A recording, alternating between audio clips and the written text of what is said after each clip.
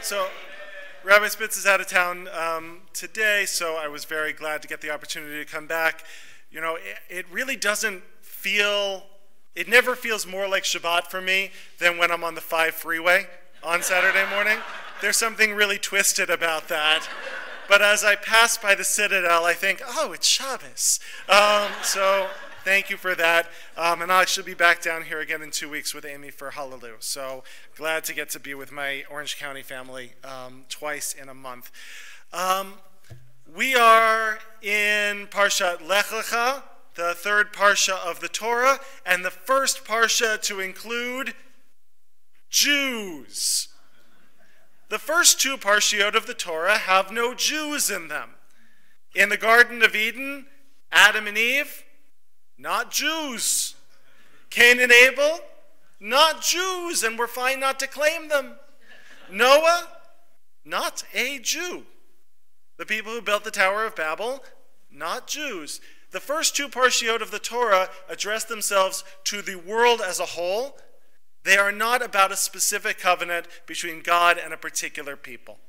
This parsha begins the family of Abraham, and that family of Abraham becomes the family of Israel, becomes the Jewish people. So this is a good week to talk about who we are as Jews and to try to define what is Jewish.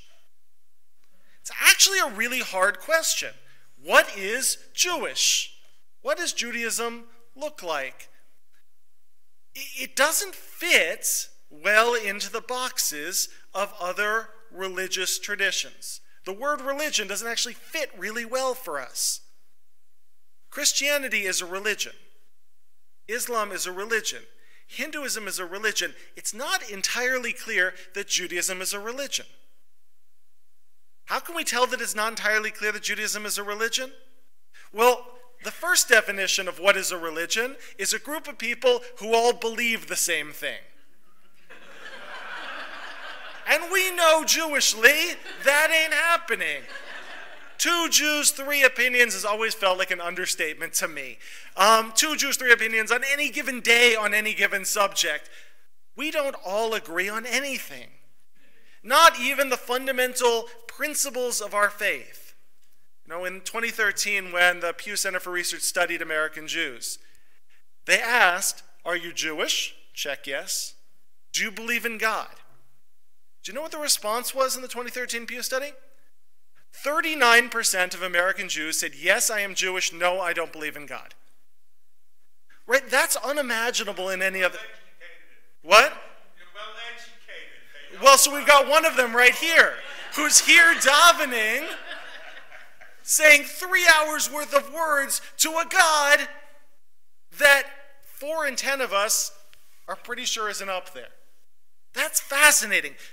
That wouldn't exist in Catholicism, right? If you're a Catholic who no longer believes in God, you're an ex-Catholic. If you're a Muslim who no longer believes in God, you're an ex-Muslim. If you're a Jew who doesn't believe in God, you're sitting in shul on a Shabbos morning heckling the rabbi. That's amazing. I said it with love. That's amazing. And it means that we can't be clearly defined as a group of people who all believe one thing. Okay, great. So maybe Judaism isn't about belief. I was raised, Judaism isn't about what you believe, it's about what you do. Judaism is a religion of actions. Okay, so maybe we're all a religion because we all do the same things. Except the thing is, we don't. That same Pew study on American Jews say 1 in 10 Jews go to shul on a regular basis. 90% of Jews slept in this morning. The few and the proud right here. 25% of American Jews light Shabbos candles. 50% of American Jews fast on Yom Kippur. That means fully half of the community don't. The only 2 religious rituals which break the 50% mark are Passover and circumcision. Circumcision is rapidly decreasing and may very soon become something that only around half the Jewish community does. And Pesach is something like 72%. 72% of Jews have a Passover Seder. That includes a Seder where they sit down to a meal and say, Happy Passover, and that's it. But fully 30% of the American Jewish community doesn't observe one Jewish holiday a year. But they still check, yes, I'm Jewish. So we're not a people united by faith. And we're not a people united by actions. So maybe it is that we're united by culture. I was raised that there was something called Jewish culture. There was something called Jewish food. Jewish food that had been boiled in a pot for a long time.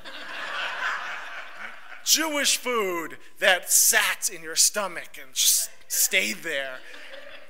I thought that was Jewish food. And then I got to college and I had a Persian Jewish roommate.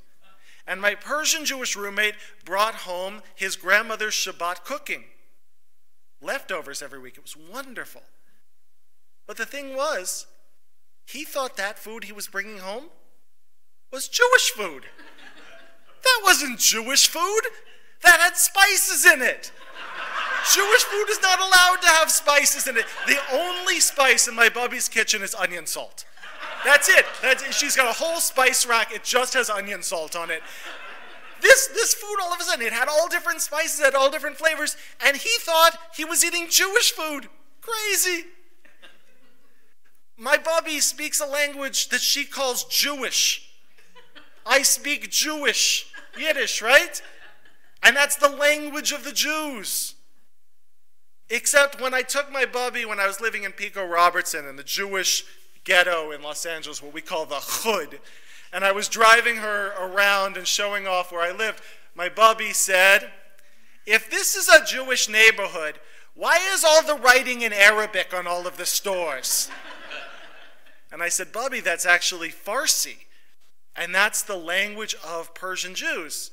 And she said, looks suspicious to me. Turns out there's not one language called Jewish. There's multiple languages that people think of as Jewish, and multiple foods that people think of as Jewish, and multiple ways of living out Jewish culture that are very, very different than one another. Not all Jewish music is in the minor key. Not all Jewish music could be accompanied by a clarinet and an accordion. It turns out there are other Jewish rhythms.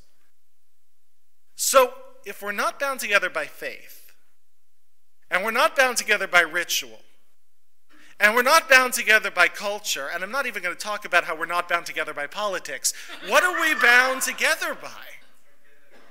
What actually ties us together? And I want to suggest that the hint is in this parsha. What are we to begin? Well, so history is a fascinating one because we have histories. The Jewish communities of different places have very different stories. My Jewish history as an American Jew is very different than my cousin's Jewish history as an Israeli Jew. My Jewish history as an Ashkenazi Jew is very different than my friend's history as a Sephardi Jew. My history as a Southern California conservative Jew is very different than my wife's history of a Jew from Texas from an interfaith family. We have very different stories. So what are we to each other? I want to suggest that from this parsha, what we're told is, from the very beginning, is actually what we still are, which is that we're mishpacha. We're family. That's the defining connection between us. We are family, one to the other. And in families, there are some people who are more religious and some people who are less. Some people who are believers and some people who are not. Some people who are doers and some people who are not. Families have a variety of cultures. Families have a variety of different foods that are their comfort foods and music that's the music that they like to boogie to. Families are semi-permeable membranes, meaning that a family is an identifiable unit, but families merge and change, families grow and contract, families blend. I have this such distinct memory of being at the Havdalah the night before my wedding.